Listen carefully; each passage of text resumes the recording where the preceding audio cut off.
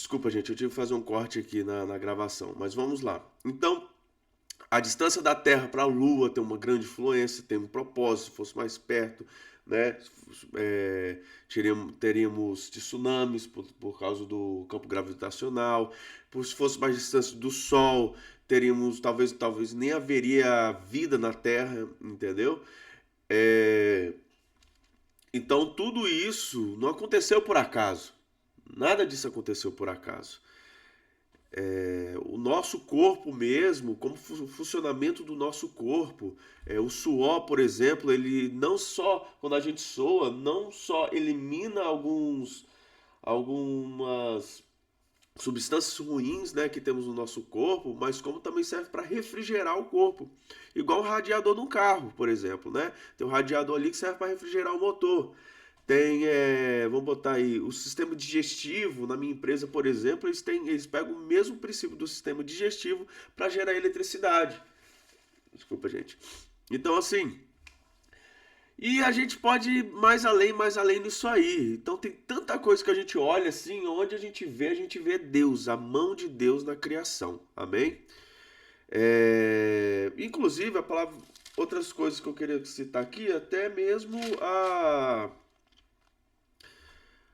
as ervas, as frutas, né, os animais, tudo foi feito para benefício do homem, né? Deus mesmo fala aqui, ó, deixa eu ver aqui, gente, noite foi assim, tá. Aqui em Gênesis, por exemplo, capítulo 1, versículo de 26 ao 30, né?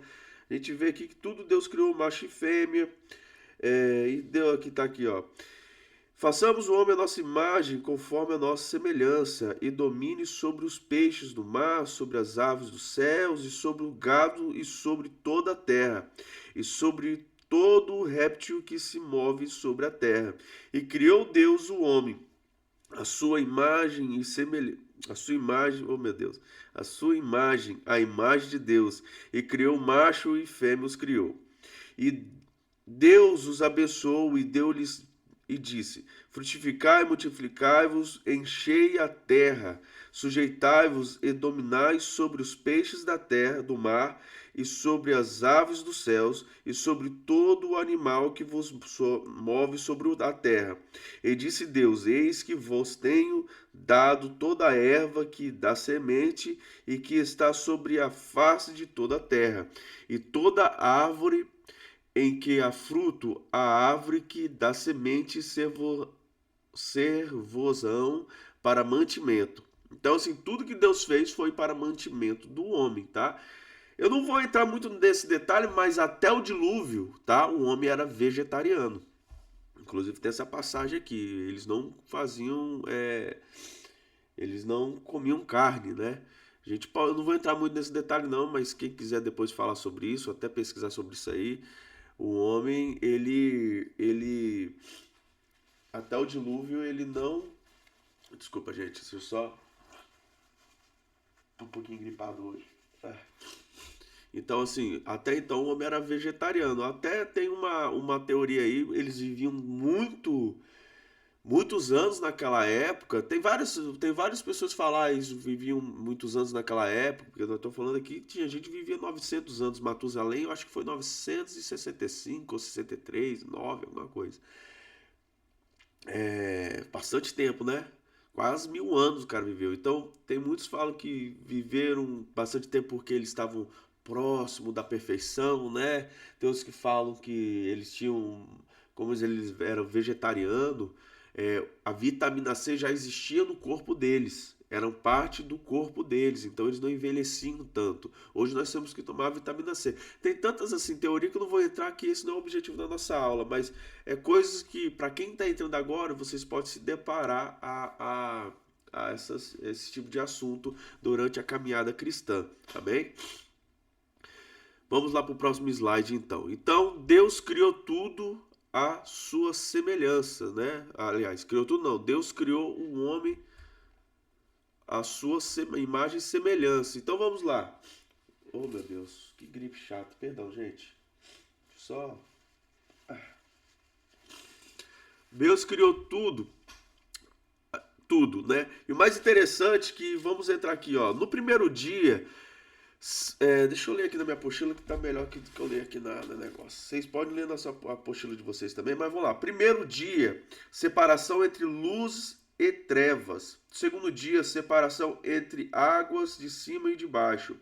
Terceiro dia, separação da terra das águas e de baixo. Quarto dia, criação dos luminares enchendo a luz e trevas. Quinto dia, a criação das aves e dos peixes, enchendo as águas. Sexto dia, os animais e os homens enchem a terra. Então vamos lá. O mais interessante é o seguinte, que quando Deus criou tudo, se vocês verem aqui, ele diz assim, Gênesis capítulo 1, versículo 20. Ele disse, Deus, produzam as águas abundantes, répteis de alma vivente, e voem as aves sobre a face da expansão dos céus. Beleza, vamos parar aqui. Aí lá na frente, no versículo 24 do capítulo 1, produza a terra a alma vivente conforme a sua espécie. Aí lá no versículo 26, Deus diz assim, façamos o homem a nossa imagem, conforme a nossa semelhança. Mais interessante que ele pede o mar para produzir, ele pede o mar para produzir, ele pede a terra para produzir, mas quando é para fazer o homem, ele fala façamos, né? No plural. Aí vem aquela questão, façamos, né? Talvez algum de vocês pode também já ouviu falar sobre isso aí. A gente, alguma parte tem um grupo de cristãos, né, que adotam esse façamos no plural, que era já a Trindade falando isso aí, né, que era o Pai, o Filho e o Espírito, já ali façamos, porque tá no plural, como foi Deus que fez, né, e a gente já vê isso aí, pega esse façamos como se fosse o Pai, o Filho e o Espírito Santo. Os judeus, eles. Ontem até na aula ao vivo, teve uma aluna que até tocou um ponto assim, eu achei interessante, né?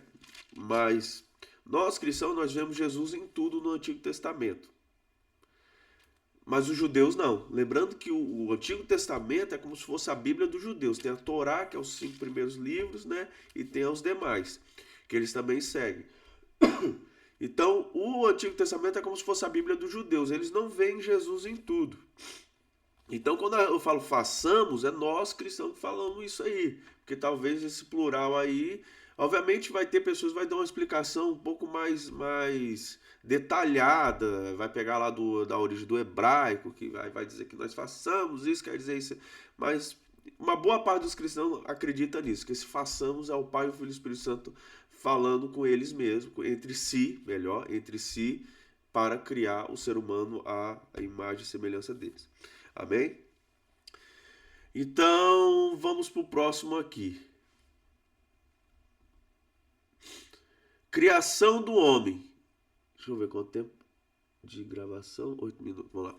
Criação do homem. Diante de toda a criação, o ser humano é a criatura mais elevada, pois ele é o único ser criado com o fôlego divino para relacionamento de Deus. O ser humano é a coroa da criação, o ápice da criação do ser humano.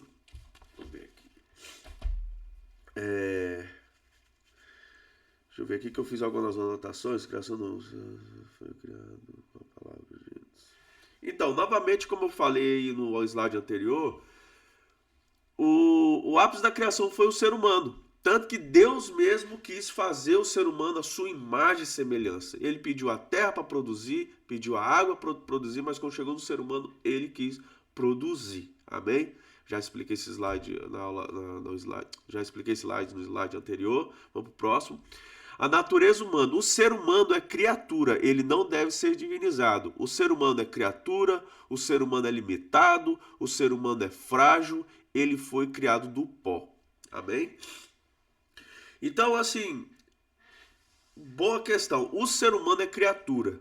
Nem todos são filhos de Deus. Todos são criaturas. só passa a ser filho de Deus quando Jesus Cristo nos adota, podemos dizer assim. Como assim Jesus Cristo nos adota?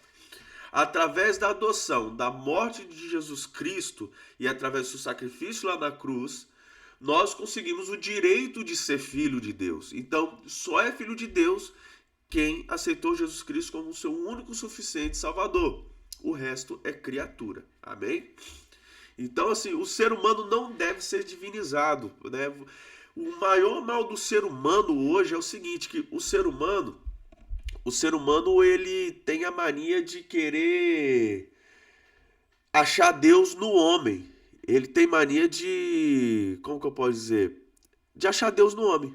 Às vezes o ser humano tá tão perdido, às vezes vem um camarada ali, tem uma banda de coach aí que tem esse dom.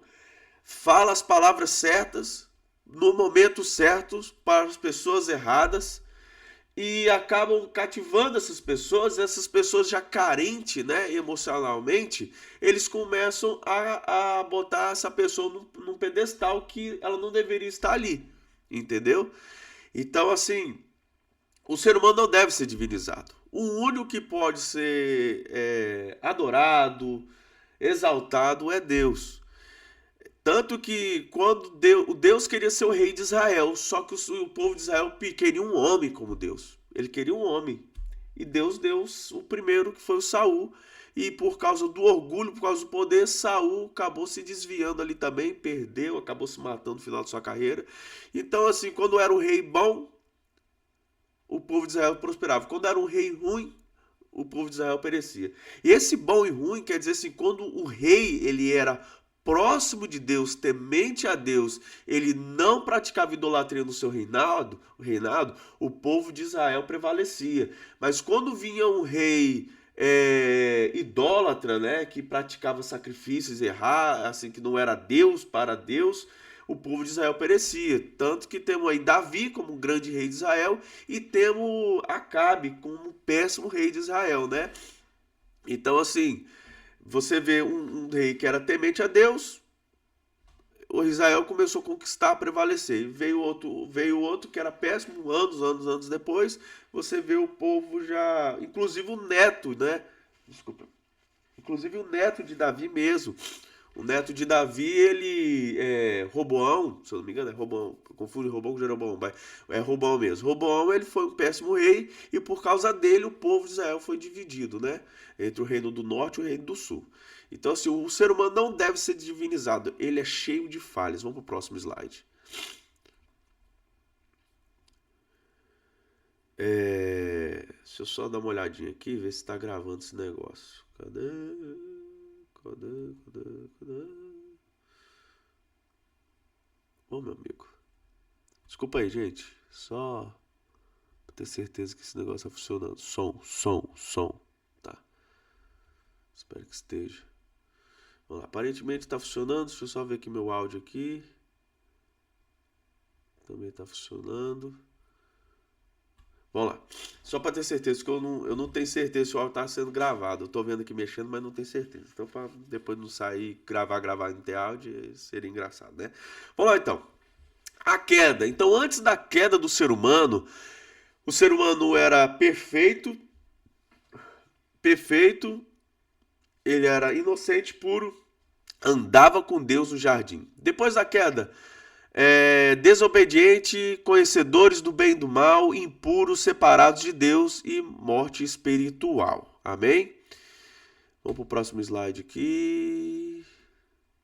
A origem do pecado. Acho que não está dando para ver aí não, né? Por causa da minha câmera. Deixa eu jogar para cá. A origem do pecado e a dinâmica da tentação, Gênesis 3. A árvore do conhecimento do bem e do mal como forma e do mal, como forma livre-arbítrio. Acho que eu esqueci alguma coisa aqui. Vamos lá. A tentação da serpente, consequências e expulsão do jardim do Éden. Vamos lá, passo a passo. Quando Deus criou o jardim, ele colocou a árvore do conhecimento do bem e do mal. Bom, primeiro ponto. Deus é um Deus de livre-arbítrio. Por que ele colocou uma árvore do conhecimento do bem e do mal, sendo que o ser humano poderia ir lá comer, sabendo que ele sabia que o ser humano ia lá e ia comer? Porque ele é um Deus de livre-arbítrio. Se ele não tivesse colocado aquela árvore lá, ele praticamente ia criar o ser humano sem arbítrio, porque ele ia colocar o ser humano perfeito no lugar perfeito. O ser humano não ia ter a opção de não querer escolher Deus. Você só tem livre-arbítrio quando você tem a opção de escolher. Se você não tem a opção de escolher, você não tem livre-arbítrio, ok? Primeiro ponto. O diabo, ele não podemos dizer assim, que ele pegou uma verdade que Deus disse a Adão e Eva e ele distorceu essa verdade. Ele pegou uma verdade e contou meia verdade. E eu vou explicar como é isso. Essa meia verdade, Deus falou assim para Adão e Eva: vocês podem comer de toda a árvore desse jardim, mas no dia que vocês comerem daquela árvore ali, vocês morrerão, certamente morrerão. Amém? E eles comeram, quando eles comeram da árvore, eles morreram? Não, não morreram. Mas a morte que Deus estava se referindo era a morte do pecado, a condenação eterna. O diabo pegou essa brecha, podemos dizer assim, e ele falou: não, certamente vocês não vão morrer, porque o diabo já estava falando na parte física. Certamente vocês não vão morrer. Certamente vocês não vão morrer. E vocês serão conhecedores do bem e do mal, né? Serão como Deus.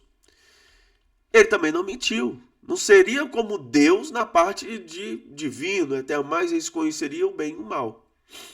E nisso ele também não mentiu. Ele pegou uma coisa séria e amenizou a consequência. Aliás, ele não disse a consequência, mas só amenizou. E é o que muitos fazem hoje no dia a dia. Eles pegam uma passagem bíblica, eles pegam passagens para amenizar as suas falhas, para amenizar, para pecar para poder pecar sem ter dor na consciência. Ah, mas a Bíblia não diz isso. Ah, a Bíblia, entendeu? Tenta distorcer a palavra de Deus. Então, assim, isso é muito perigoso e existe muito no meio cristão isso hoje, infelizmente. Mas é o que eu falo, isso um dia essas pessoas vão prestar conta. Então, falei sobre a tentação da serpente, o livre-arbítrio. Consequências é que eles foram expulsos do Jardim do Éden. Eles foram expulsos do Jardim do Éden e Deus colocou dois querubins ali porque eles não pudessem entrar novamente. E eles também foram expulsos porque dentro do Jardim do Éden também tinha da árvore da vida. E a árvore da vida é a árvore a qual nós vamos desfrutar desse fruto no fim dos tempos. Lá em Apocalipse fala sobre essa árvore da vida. Então, assim, tem uma explicação que eu ouvi que eu falo, tem coisas na Bíblia que não fala. Então a gente tem que pesquisar o porquê do porquê. Nem sempre vai ser isso, mas é só para ajudar a gente, alguns comentaristas, algum comentário bíblico, para a gente tentar entender o motivo, né? Então, assim, essa questão da árvore da vida, eu já vi uma explicação que se eles comessem da árvore da vida em pecado, eles poderiam se tornar, podemos dizer assim, imortal, podemos dizer, né? E eles talvez não poderiam ter perdão. Por isso que Satanás não tem perdão, porque ele pecou na eternidade. É como se fosse isso, entendeu? Então por isso que Deus expulsou e não queria que eles comessem da árvore da vida. Vamos para o próximo slide. As raízes do pecado, a incredulidade, a cobiça e o orgulho. A consequência do pecado, queda teve maior amplitude do que mera percepção. Bom, sabemos que o diabo, ele era um querubim. Talvez quem não sabe, sabe agora. Ele era um querubim, e qual ele quis sentar acima de Deus. Ele não quis adorar mais a Deus. Ele queria ser maior do que Deus, ou como Deus. E por causa da sua cobiça, do seu orgulho, ele acabou caindo, né? E hoje aí já sabemos como é a história. Ele é o nosso adversário, nosso único inimigo. E o problema do pecado foi a questão seguinte. O pecado não foi só... O problema da desobediência de Adão e Eva no Jardim do Éden não foi só isso, mas foi a consequência. O pecado só afasta um homem de Deus. Amém? o pecado só afasta o homem de Deus. Como eu já falei anteriormente, quando o povo estava próximo de Deus, Israel prevalecia. Longe de Deus, Israel caía. Então, logo depois, quando eles saíram do Jardim do Éden, passou um tempo, a consequência do pecado, Caim mata Abel, e daí vai, uma da descendência de Caim, o cara tinha até prazer em matar, o cara olhou errado lá, eu acho que o capítulo 4 fala sobre isso, o cara olhou meio todo pro acho que o neto, bisneto de Caim, e o cara foi, matou o cara e cantou vantagem nisso. Aí veio o dilúvio, né? Veio um reset naquela época, e mesmo assim o povo se distanciou de Deus. Então, assim, toda vez Deus tenta trazer de alguma certa forma o povo próximo, e por causa do pecado a gente se afasta de Deus. Vamos lá, Jardim do Éden, Deus, quando ele liberta o povo de Israel, né, do Egito, quando Deus se manifesta, a presença dele novamente com o povo de Israel, logo quando saiu como uma nuvem de coluna, coluna de fogo, para iluminar o caminho. Depois ele viveu em tendas com eles. Depois passou anos, Jesus veio, né? Deus reencarnou como uma criança e que era Jesus Cristo. Andou com a gente aqui nessa terra. Depois ele morreu, ressuscitou, ficou um tempinho aqui, voltou e mandou o Consolador, que é Deus também, que habita na gente. E toda vez que andamos em pecado, o Espírito Santo não está com a gente. Ele alerta, ele avisa antes. Mas quando a gente não quer mais ouvir, a gente já não tem mais o Espírito Santo. O Espírito Santo, vou fazer o quê? O cara não quer me ouvir? Eu estou aqui para consolar. Não quer minha consolação, mas toda vez que a gente se arrepende de coração, ele já está de braços abertos para nos receber. Amém? Desculpa, gente, eu tô aqui com o nariz assim que tá. Tomara que esse áudio não esteja saindo muito alto aí. Vamos lá, desculpa por isso, mas vamos lá.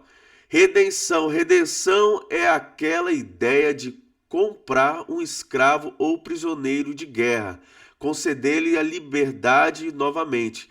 Éramos escravos do pecado, Romanos 6,20. Por consequência do maligno, Colossenses 1,13. Perdão, gente. Essa gastrite minha tá me matando. Vamos lá. E fomos libertos de ambos. Colossenses 1,14. Por meio de Jesus Cristo. Então, a redenção veio. Jesus veio, morreu, morreu, ressuscitou o terceiro dia e trouxe a salvação, a redenção. E era um plano que tinha desde o início dos tempos, né? Por isso que Deus escolheu Abraão, um povo, para que daquele povo saísse o Salvador. E veio Jesus Cristo. E nós fomos comprados por preço caro, preço de sangue. Se eu não me engano, isso aí fala em... Eu não lembro aqui se é 1 Coríntios 6,20 ou 1 Pedro 1,18. Que fala que nós fomos comprados por um preço de sangue, tá bom? Então nós não somos mais escravos, nós não somos mais preso pelo pecado. Vamos lá, como a redenção começou? Eu vou ler na minha apostila, porque está bem pequenininha aqui para mim ler.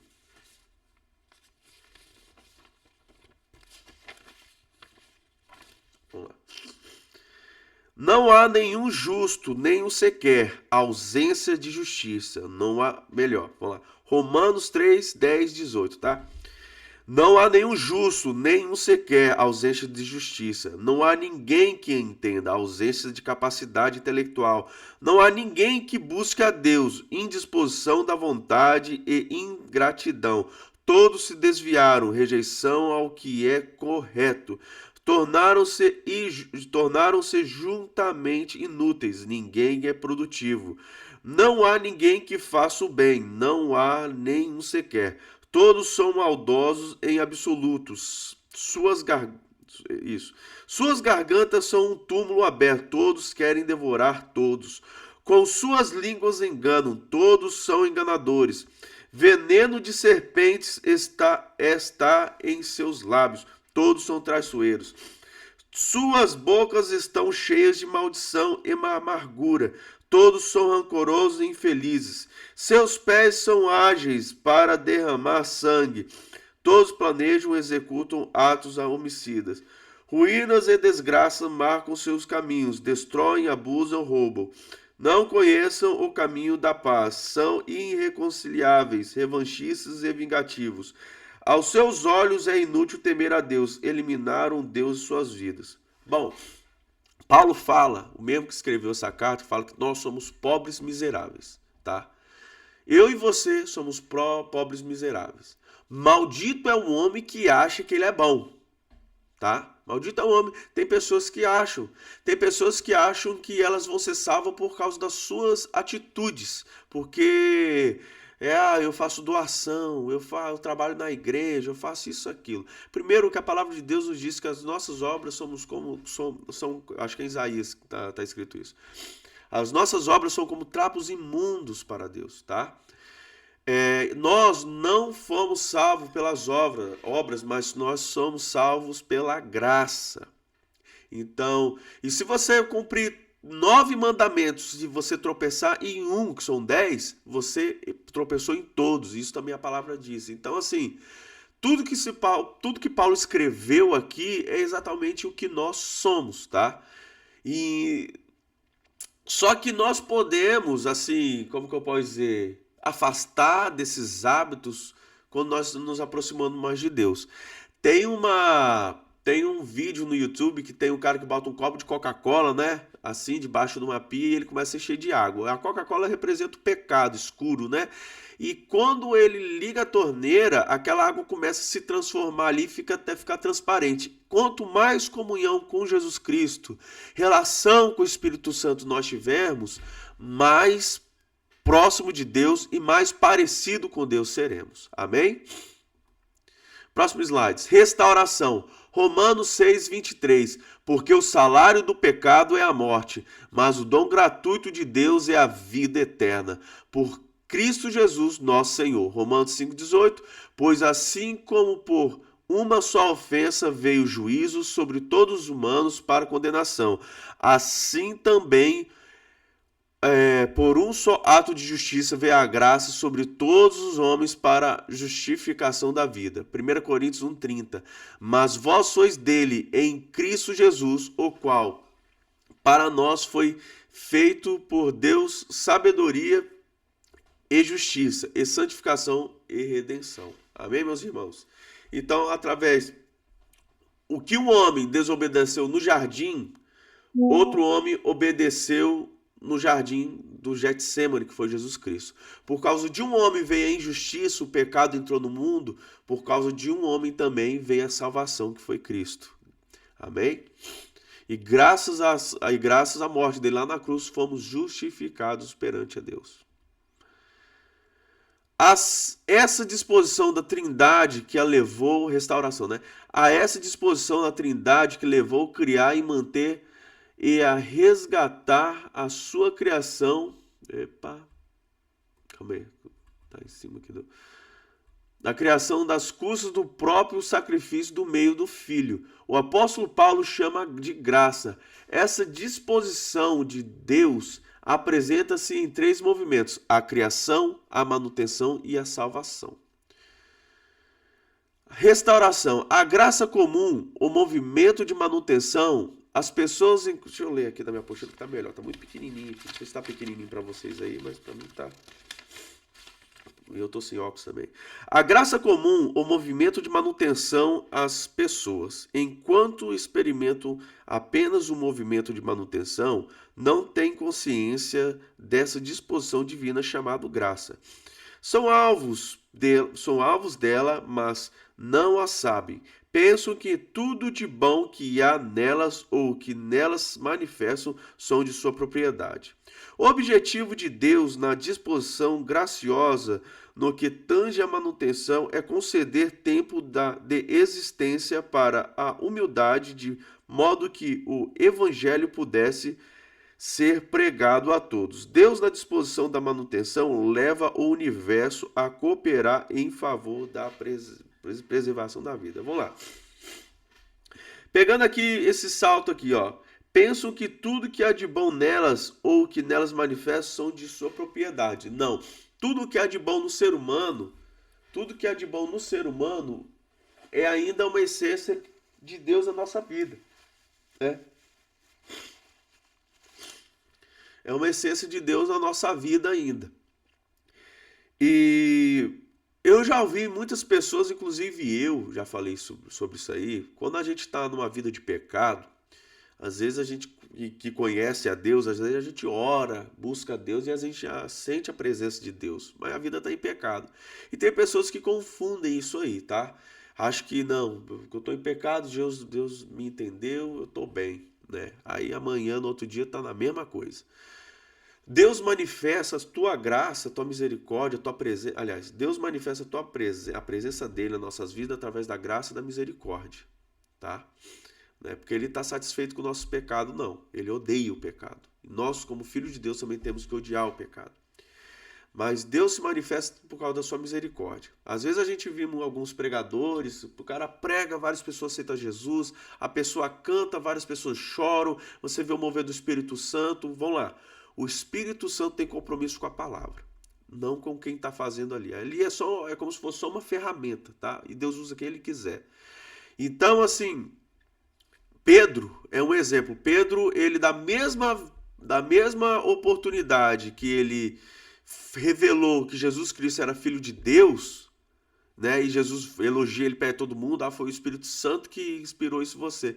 Passou na mesma passagem, no mesmo momento, ele é usado por Satanás. Tá entendendo o que eu quero dizer? Então, assim, a pessoa pode estar em pecado, tá, mas quando joga uma semente e essa semente é de Deus, é a palavra de Deus, Deus não tem compromisso com a pessoa, ele tem compromisso com a palavra dele. Amém? Outro caso foi o povo do Egito.